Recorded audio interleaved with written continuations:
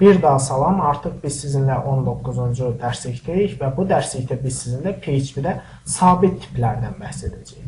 Əslində burada götürdüyümüz və qeydinə vardırdığımız sabit tipləri dedikdə nə başa düşürük? Həqiqətən də adından məlum olan və dəyişməyərəkdən ilkin öncədən qeydinə aldırdığımız dəyərin tətbiq olunaraqdan sabitləşdirilməsi və sonradan bu sabit tipə, yəni müraciət olunaraqdan, yəni qeydinə aldırılma olan prinsipallığı, yəni yerinə yetirilmə ardıcıllığı başa düşülür. Yəni sabit tiplər bu cür əks olunur və göstərəcəyik biz bunu. İlkin öncədən əlbəttə ki, hər dəfə olduğu kimi bir daha da yenidən işçi stolunuza qeydinə aldırdığımız və yer aldırdığımız bir sözlə qısa yol icrası olan veb-sayt deyə qovluğumuza daxil olur. Və qovluğumuza daxil olduqdan sonra gördüyünüz kimi burada mənim fərqli fayllarım var və bunların içərisində mənim ilk PHP faylim .php faylini, daha sonra design.css və nəhayət ki, brauzerimiz olan tanınan bilinən Mozilla Firefox deyə səyyah olan, bələdçi olan proqramımızın yəni qısa icrasını görə bilirik yer aldığını. İndi biz burada ilkin öncədən əlbəttə ki, hər dəfə olduğu kimi bir daha da yenidən mənim ilk PHP faylim .php faylı üzərində sağ düyməni qeyd edirik və açılan siyahıdan edit with Notepad++.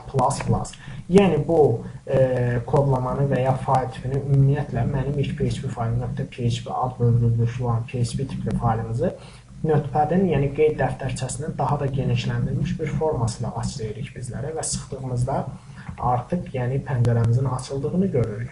Və öncəki dərsimizdə burada yəni qeyd etdiyimiz PHP kodlamalarını, yəni ələxüsus açıldığını görə bilirik və qeydə aldırdığını, yəni şahidi oluruq. İndi biz bunları seçdik və hamısını əlbəttə ki, və seçdiyimizdən sonra sıçanımız vasitəsilə klaviatur üzərindən backspace deyə bilinən, yəni düyməni sıxaq və sıxdığımızda kodlarımız artıq silindi və yeni dərsə hazırıq demək olar artıq. Və artıq boşluq, yəni ilkin olaraqdan gördüyümüzdə PHP-ni yenə də açaq. PHP-ni açdığımızdan sonra PHP-yə dəyişənlər tanımlayacağıq. Çünki yeni xassə və ya eləmə, eləcə də bir işləmi bilmək üçün əlbəttə ki, dəyişənə həmişə ehtiyac duyuruq.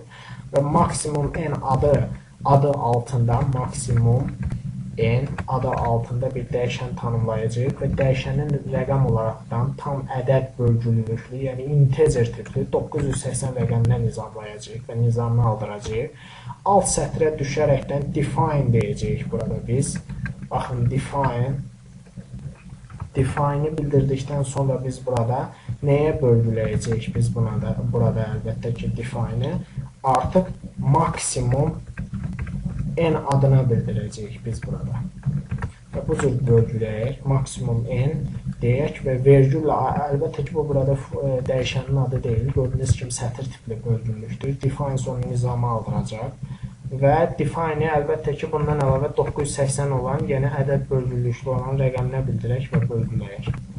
Bundan əlavə eko çıxış hasilatımızda define də əlbəttə ki, bildik ki, bir funksiya verici bir işləmdir. Əlbəttə ki, bu PHP, yəni proqramlaşdırma dilinin belə götürsək və qeydinə alırsa, artıq belə başa düşürəm ki, siz bir neçə dərsliyi keçməklə belə başa düşdünüz ki, PHP-də əslində proqramlaşdırma dili olaraqdan sonluğunu başa çıxmaq olmaz bir növ. Çünki PHP-də hər bir işləmi funksiyaya yönləndirilmişdir və daha çox funksiya verici, xüsusi xidmət verici işləmləmə konsepsiyallığına müraciət olunur burada. Və bir sıra əks-səda bünövrələrindən götürülür. İndi biz burada bu əks-səda olunmanı nəyə deyəcəyik? Əks-səda olunmanı sadəcə olan maksimum n adlı, maksimum, üzr istəyirəm, burada maksimum yazmışıq, maksimum n deyək və maksimum n dedikdən sonra,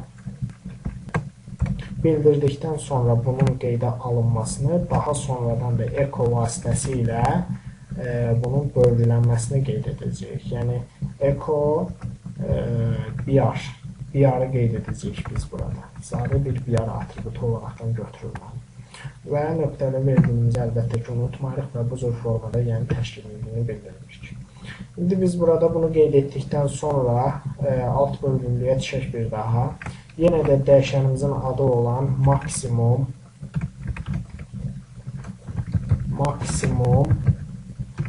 n deyək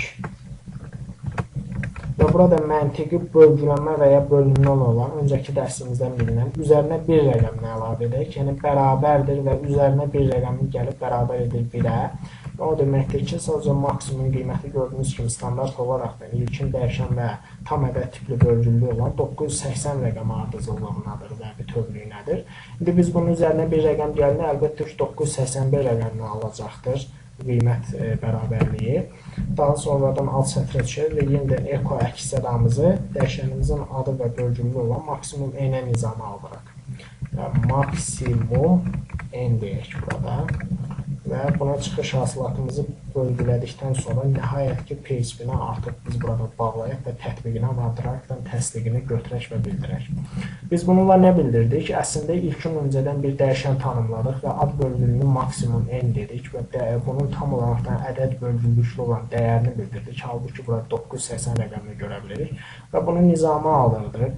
Bölgülədik və maksimum n adı altında funksiya verici işləmlə sətr tipli bölgülüyünün çıxış hasilatını, yəni tanımlanmasını əvvəlcədən, daha sonradan 9 rəqəmlə timsalına bərabər edilməsini eko çıxış hasilatımızla da bir daha da yenidən maksimum n adlı sözlüyün meydana çıxmasını və eko ilə yenidən bir sətirdən aşağı düşmək və dəyişən adının yenə də çağırılaraq da müraciət olunması və üzərinə bir rəqəmin gəlməsi yenidən artıq yeni xətt olan sütunumuzda çıxış hasilatının yəni maksimum n adına bölgülənməsi və tətbiqi.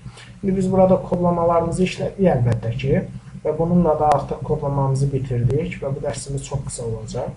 Fayl menüsünü artıq save edək və qayıdıb qovluğumuzda Mozilla Firefox adlı gördüyünüz bu bələdçi olan proqramımızı yəni artıq çalışdıraq və işə salaq. Üzərinə çıxaraq da əlbəttə ki 2 dəfə və açdıqdan sonra proqramımızı ünvan zolağına gedək və yəni sətri burada seçərəkdən silək. Seçdikdən və sildikdən sonra biz burada HTTP deyə, yəni protokolu qeyd edək.